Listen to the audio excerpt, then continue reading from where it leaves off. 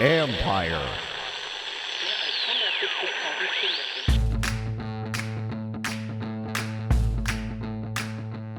Hello and welcome to my podcast. Do me a favor, subscribe to the John Conn Report wherever you get your podcast. You're watching on YouTube, hit that like button, hit that subscribe button.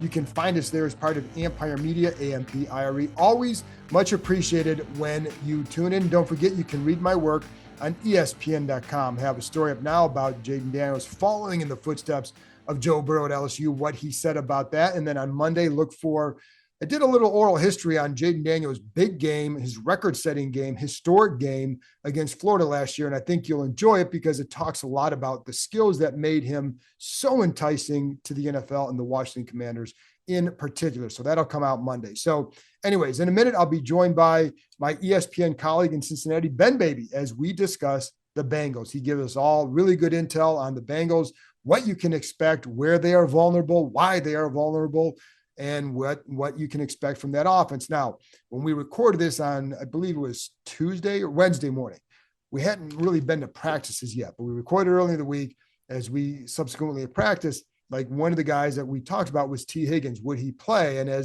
I think even Ben said at that time it was kind of trending that way, and it certainly looks like it continues to trend toward Higgins playing, and it could make a huge difference in that pass game for Cincinnati because teams have put so much emphasis on covering up Jamar Chase. And Chase has not had a big game so far, but he will be targeted. And if Higgins is out there, it just gives Joe Burrow another weapon to look for. But they're also kind of banged up on the defensive line. So check ESPN.com for the injury updates.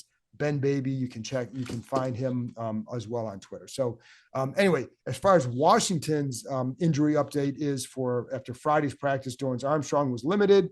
Cleveland Farrell was limited. Emmanuel Forbes was limited. Now, I watched him go through some stuff during like a special teams drill where he and Benjamin St-Juste were just kind of working on different there's multiple ways to jam a guy. I'm going to get this on late another time, and so they were kind of working on different ways and jams, but also covering in certain particular routes that they may have to cover on Monday. So he was working through some of that. So, but he was listed as limited. St-Juste was also limited as well. He has a groin.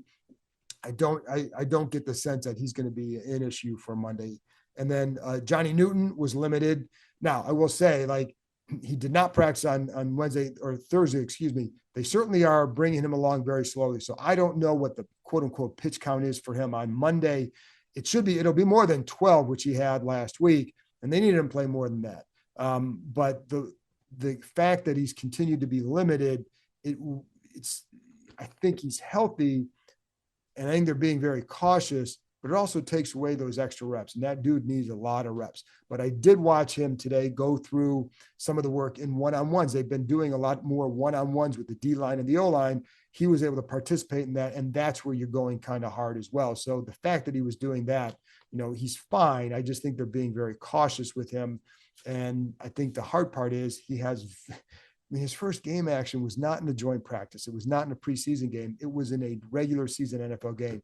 He just doesn't have enough experience yet to really kind of lean on, and he just needs all those reps he can get. But getting those one-on-one reps, and it was just a few, it was a handful, but he did get them. And there are a couple times he did pretty well. So we were going to have a video posted on the shorts section with Johnny Newton having some reps. We also have some of Allen and Payne getting some reps yesterday. And we'll have a couple others up there too. I think, based on what they're working on, you can kind of tell like what's an emphasis. And one of the emphasis for the running back, one of the points of emphasis was chipping and then getting out on your route. So look for some of that Monday. There you go. The rest of the injury report then is Brandon Coleman was full, Quan Martin was full. So there you go. Just wanted to give you the injury update too. Again, hey, that's it. That's it for me. I got nothing else. I will be doing a 5 things I think for Sunday morning. So check that out. And I'm going to just try to provide intel on some insight into certain things that are going on, various aspects of the team, and then also what I've seen, what I've learned in watching the Bengals, talking to people about the Bengals, what to expect from them on Monday. So just to get you ready for the game. So that'll come out Sunday.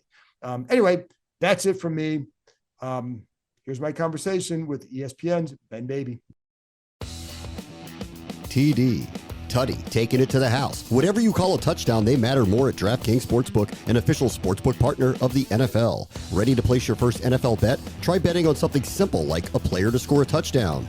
Ready to do a touchdown dance of your own? Score big with DraftKings Sportsbook, the #1 place to bet touchdowns. Download the DraftKings Sportsbook app and use code KEIM, that's code KEIM, K-E-I-M, for new customers to get $250 in bonus bets when you bet just $5 and get 1 month of NFL Plus Premium.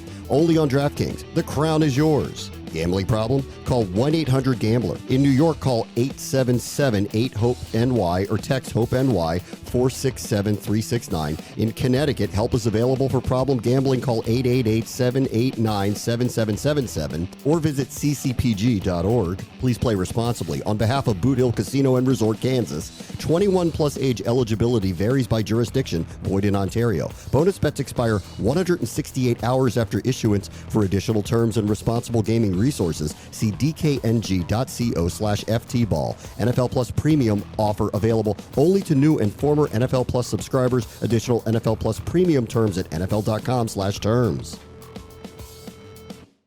All right, Ben. Well, it seems like every year the Bengals get off to a bad start. This year is no exception. What happens in there, and then how do they turn around? Because they've turned around each year pretty much. So what are you anticipating from them there? Why are they in this hole, and how do they turn around?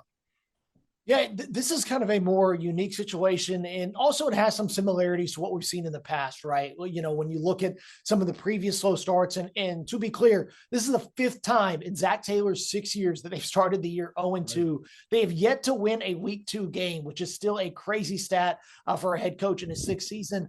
And a lot of those times when you look at it, it goes back to Joe Burrow just not being healthy, whether it's the ACL that he suffered against Washington, first time he's playing Washington since he tore that ACL his rookie season, whether it was his appendix, whether it was his calf, whether it was now his wrist. There are injuries that generally are affecting him going into week 1. And we saw that manifest this year when they lost to the Patriots. And then, you know, when you look at it, they had a tough week 2 opponent in Kansas City, a game that is normally on the back end of the schedule for them. I think when you look at it, it worked out. You know, last year, the Bengals or the NFL did not get a Mahomes Burrow matchup late in the year because Burrow was hurt. This year, he was healthy for that game because it was so early in the year. And so that goes into maybe the 0-2 start. But inside that locker room, there doesn't seem to be a ton of panic. They seem to be encouraged with how they played. They were maybe a penalty or a couple plays away from winning at Kansas City, which was huge given that they had one of the worst losses we've seen in quite some time to the Patriots in week 1. But that's kind of how they've started, but they do feel like they're in a good spot at this moment. How is Burrow? Because again, there, like you said, always some health concerns, and he's coming off the surgery and all that. So where is he at right now? Yeah, you know, when I asked him about it going into last week, he said the wrist feels better than it did a week earlier going into the year, and it's going to continue to feel better. And then I asked him after the game, and he said that was definitely the best he's felt throwing the ball since the surgery. You can definitely tell he looked more comfortable in the pocket, and they seem to indicate that as time continues to go on, he'll feel better, and we'll see kind of if that remains to be true. There's also, I think, something to note in that the more he throws on it, you know, just me looking at him, you can tell there is a difference the more that he throws. And I don't know if that's necessarily a good thing. And that's why what we saw in that Kansas City game was so huge because, you know, he had a couple deep balls, one particularly to Jermaine Burton. That was the longest completion that he had. That's the most I've seen him personally attack the field going back to either the week 1, the joint practices, even just regular practices. You know, it had been quite some time, and I think that's what you really wanted to see. So that is probably the most encouraging thing about how Burrow has looked. But I think every indication is that it's going to continue to take time for him to really feel good, and you'll maybe see the Joe that we're used to seeing. And then they've obviously kind of the offensive line there is always a factor for him. How has that been going? And it seems like teams are they blitzing them a little bit more? Is that kind of where they're struggling a little bit at all? You know, it's really interesting. So our metrics at ESPN, they've never really liked the Bengals pass blocking situation. Right. And it's kind of matched up to what we've seen on the field and what the tape's shown us. But I think that we have them right now going into the Monday night game. It was the 5th best pass blocking group in the league, according to ESPN Stats and Info. When we look at our pass block win rate, and that shows you. And when you look at the tape, Joe has had relatively clean pockets. Now, Chris Jones did wreak a lot of havoc in there, but I think Burrow's pass protection has been the best it's been, and the numbers bear that out. And so we'll see if they're able to run the ball a little bit better, if they're able to stretch the field. I think that's going to help with Burrow's pass protection. But I think when you look at the upgrades they've made, they bring in Trent Brown as a backup, and Amarius Mims could be back for this game against Washington. Looked really, really good in OTAs, in training camp, and a guy they feel like has a really, really high ceiling. I think Burrow gave him an A+ on how he looked at right tackle. Orlando Brown at left tackle had a perfect pass block win rate through the first 2 weeks of the year, really playing well. So the pass protection is probably the best it's been. And that's been really good for a team that needs to have better protection for Burrow, but also need the time to get those long developing passing plays that they've just lacked the last couple of years. You brought up the run game. No Joe Mixon. Now it's Zach Moss. I know I see the numbers. What does it look like with him? How is it different without Mixon? What's interesting going into this year, John, because I think a lot of us thought the run game would be better. Mixon just wasn't really that good in the situations they needed him to be in, was not good against light boxes, wasn't good at making guys miss and getting yards after contact like he was in previous years. That's why we're all kind of taken aback when we looked at what he did in Houston week 1. Right. I said, this guy doesn't look like the same guy that we're used to seeing the last couple of years. And Mixon might have been the big winner in the offseason, going to a Houston team that has a lot of good players, CJ Stroud on the up and up. I know you're an Ohio State guy, so I know you're probably very interested to see how Stroud looks over there. But it's the run game hasn't materialized in Cincinnati like we thought it would through the first couple of weeks. When you look at their run yards over expectation, one of the worst numbers in the league. I do think the success rate has been favorable, so they're getting what they need to, but the run game just needs to be more explosive. Now, a couple of things. Is that a byproduct of teams maybe forcing Joe Burrow to throw the ball down the field, not giving them as many light boxes as we're used to seeing? I think that could be a factor here. But I think there's still a lot of optimism about Zach Moss, what he brings, especially how he is in shotgun run situations. Chase Brown, a really explosive guy. So I think it's still out on if it's really going to be better than it was a year ago. And I still believe that the likelihood is going to be higher when you see how much more Mixon, we'll see how he continues to look in Houston and how Zach and Chase look in Cincinnati. And I think that's going to raise an interesting question long-term over whether it's the back that's an issue or maybe perhaps a scheme issue that's preventing the run game from being better. So then receivers, T. Higgins, what's his availability for this week? Yeah, I think that's something we're going to continue to monitor as we go through the week. T was making good progress. Zach Taylor said as much in his press conference on Monday. And T's a guy that really wants to be back on the field. And when you pair him up with Jamar Chase, one of the best 1-2 combinations in the league. And so T had a really good camp before he tweaked his hamstring a few days before week 1. And a guy who's dealt with hamstring issues in the past. And it's one of the reasons why the Bengals placed him on that franchise tag and a little hesitant to give him that long-term deal. So T. Higgins, I would expect as we go through the week that as long as he doesn't have any setbacks, the likelihood of him playing, I believe, should be pretty good. He went through pregame warmups on Sunday, even though he wasn't playing. Zach didn't want to rule him out going into that game and continue to say he's making good progress as they get ready. And he made a point to say that having the extra off day this week, because the Bengals in Washington, they're playing on Monday night, that bodes well in his favor. So that could mean that Washington secondary that's had some issues these first couple of weeks, they might end up having to face T. Higgins for the first time this season. And that is not what they need to do right now. I can tell you that. Without, obviously, the other side, Jamar Chase, 10 for 97 so far. You kind of expecting bigger numbers from him. First of all, the contract dispute, any lingering issues, and then 2, what's the impact on Higgins not being out there on Chase? Yeah, that's a really interesting question, John, when you look at the contract situation. And we saw Jamar Chase blow up in that Kansas City game, got a flag for a 15-yard penalty with the ref called abusive language. I was trying to figure out what he said. The ref said, I can't repeat it. So, I'll leave that for what it is. But I wonder, how much of that is lingering frustration. And that's something that only Jamar can answer. And I asked Zach about that, on Monday. And I said, how much of maybe all of the off the field stuff is playing into the on the field stuff? And he said, that's something you've got to ask Jamar. That's really something only he knows. And I think that's something that will continue to maybe play itself out. We may get more information.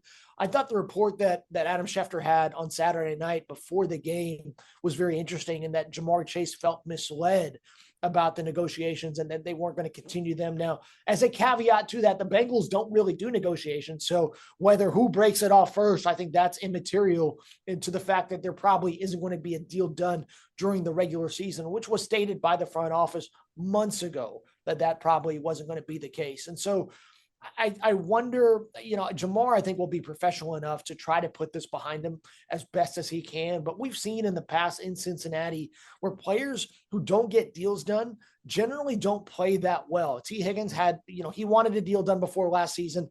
That didn't happen. He was not thrilled about it. He still played, but, he dealt with probably a higher drop rate than we're used to seeing, didn't have the same production. Jesse Bates pointed that out. And really, when the Bengals made that Super Bowl run, he did not have the same year that he had, at the back half of the year. And he admitted that having to manage that contract situation was a big impact. And as you see, he played better at the end of that season once he was able to really put it behind him. And then now that he's with Atlanta, he might be the best safety in the league. The contract's behind him. He's not able to think about that. So I think that's something that you have to think about with Jamar Chase. And he's still, regardless of his contract, he's going to be a tough matchup for this team because they're just going to have a hard time defending some receivers. What makes him so good when he's on? One of the things that is really one of the things that I underestimated when he came into the league was that Jamar is so physical and yet so fast. That combination of speed and power, you just do not see in a lot of receivers. So if you try to press him, try to jam him at the line of scrimmage, he's going to be a really difficult guy to press and jam to get him off his release. And then he's able to run past you. He's got a lot of speed. And then, Lou Anarumo made a good point, the Bengals defensive coordinator, and said when he gets the ball in his hands, he's almost like a running back. And how hard he is to bring down, how effective he is in space. And that makes him such a tough matchup. He's not a finesse receiver or a guy who's really fast, but maybe doesn't have a lot of weight to him. He's a really tough guy to bring down and presents a lot of yak problems in getting those yards after the catch. So that's what makes him a really tough guy. And I think something that gets underestimated is how smart he is and how his ability to understand what defenses are trying to do. He can see what leverages are happening, not only immediately, but when you get to that second level, that safety that may be playing him to cloud him, to bracket him, how he may need to break off, for example, a bench route, and he may need to make that not as shallow and maybe carry that a little bit farther to make sure that he gives his quarterback a window. And in my opinion, that's really the nuance of an NFL receiver, that when you having somebody who's smart enough to know how to set up defenders, not only at the first level, but the second level, and how to create that window to create that extra half a yard for your quarterback to get that ball in. That's what makes him so good and why he believes he's one of the best receivers in the league. It's a lot of LSU talent in this game. No doubt. Speaking of that, so we were talking beforehand, what is the word on Jaden Daniels in Cincinnati? Yeah, I think the sentiment inside the locker room is much like it is around the league, John. And a lot of guys think he might be the best quarterback in this rookie class, even above Caleb Williams. And Lou Anarumo pointed out that on tape, he's really good with his legs, but has a lot of poise, a smart quarterback. And there's a lot of measurables there that you like. And I think that's why he was such an intriguing prospect coming out of LSU. And really, it's almost interesting when you look at how much it mirrors Burrow coming out of LSU, because he's a guy who transferred in, played really well at the back end, and also had two really good receivers in his time at LSU. With Joe, it was Justin Jefferson and Jamar. And, for Jaden, I really liked Brian Thomas and Malik Neighbors. I was been a Biletnikoff voter these last few years. And so keeping an eye on those receivers, you looked at it, Thomas and Neighbors put up a ton of numbers. And then you look at what Daniels was able to do. it's really easy to see why that was such a good offense at LSU. And when you look at what he has around him in Washington, he has the capability to have a really strong year. I was talking to our boxing guy, Mike Coppinger, who is a diehard Commanders fan. And he is all about the Commanders. And he was giving me the breakdown. And I told him, I said, listen, man, I think this offense has a chance to be really good eventually when you look at what they have. You look at the run game, which could give the Bengals a ton of big problems on Sunday because they're depleted in the interior. You look at the receivers. I think that Terry McLaurin is a guy who is a very good asset to have for a quarterback. And so I think that they understand that Daniels is a guy who can pose some problems for them if they're able to be better in the red zone and just be more effective than they have been maybe these first couple of weeks. And that's right. Just a couple more minutes. And I want to touch on that because the D tackles are banged up. They had to sign Lawrence Guy earlier in the week. What is it? Is that the big issue there? What is the issue in the run game? How vulnerable are they there? Yeah, that was always going to be the question mark with this defense. They let DJ Reader walk in free agency. They bring in Sheldon Rankins. I think when you look at what they wanted to do, they wanted to try to get a more disruptive pass rush from the interior. Rankins is a guy who does that. And they said, you know what, we'll maybe sacrifice on not having as good of a run stopper in the middle if we're going to get somebody who can be more explosive in the pass rush. And Rankins injured his hamstring. BJ Hill has been dealing with injuries. So right now you have Chris Jenkins, who's dealing with a thumb issue, a rookie out of Michigan, McKinley Jackson on IR, another rookie defensive tackle. So you've had, maybe Sam Hubbard, another Ohio State guy, playing in the interior. And he joked with me, it's almost like going back to 2020. He said it's a throwback having me go from edge to playing tackle just because we need some bodies in there. So Lawrence Guy gives them a little extra depth. But even if when they were healthy, that was not a unit that was particularly great against the run. And you're asking your backers to really do a lot. Logan Wilson, Jermaine Pratt. So I think that's going to be the big matchup. Brian Robinson coming off a career high 133 yards. They add in Austin Eckler in the mix, a guy who can do a little bit of both. I think that's going to be a big matchup. And if you're the Bengals, you've got to be able to stop the run. Otherwise, you're going to have a lot of shortened possessions. You're going to be more vulnerable. And it's much like the recipe for disaster that they saw against New England, a team that was able to run the ball really well. They were able to be better in not having as many missed tackles. So I think that's something that bodes well for Cincinnati. But yeah, that matchup in the trenches will definitely be the one to watch, in my opinion, in this game. And then the last one, the pass rush, Hendrickson. How good? John, Washington fans, you might want to cover your ears a little bit, but Trey Hendrickson is, for my money right now, might be the best edge rusher in the league. And when you look at his win rate numbers, he's been number one in edge pass rush win rate as an edge rusher out of everybody in the league. Seeing how that converts to sacks, we saw that get a little bit better in week 2, but his win rate numbers have been up there the last couple of years. He was, I believe, tied in the AFC lead in sacks last season, a guy who maybe flies under the radar because, quite frankly, he doesn't really do a ton of media. And so I think that maybe hurts how he's perceived by the public, but I think everyone knows how good he is. I asked Lou on Monday, I said, have you ever had an edge rusher that was so good you had back-to-back left tackles benched and one, even considering retirement after the Patriots game. So, we'll see. I know Washington Cop also gave me the lowdown. He said, yeah, the left tackle situation, not really ideal right now for Washington. And I think that's a thing you're going to have to contend with is where do they stand there? Because Trey is going to give you a ton of fits. He's going to be really disruptive. And if you're Washington offensively, that's the only thing you have to do is neutralize Trey Hendrickson and figure out how you go from there, because that's going to dictate how you play offensively. Awesome. Ben, great intel. Thank you very much for joining me. Yeah, thanks, John. Appreciate you. Hey, it's Bram Weinstein here, voice of the Commanders, and of course, frequent guest of this podcast, The John Keim Report.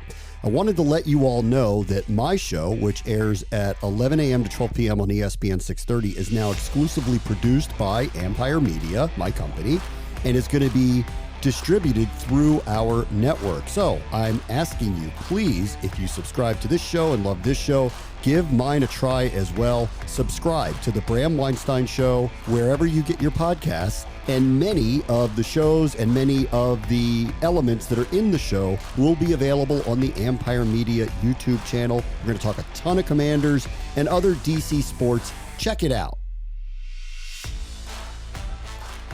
Thanks to Ben for joining me, and thank you, as always, for tuning in. Like I said, I'll be back on Sunday morning with another episode. 5 things I think, things that I've learned throughout the week, things that I think could happen in the game. There you go. I'll talk to you then.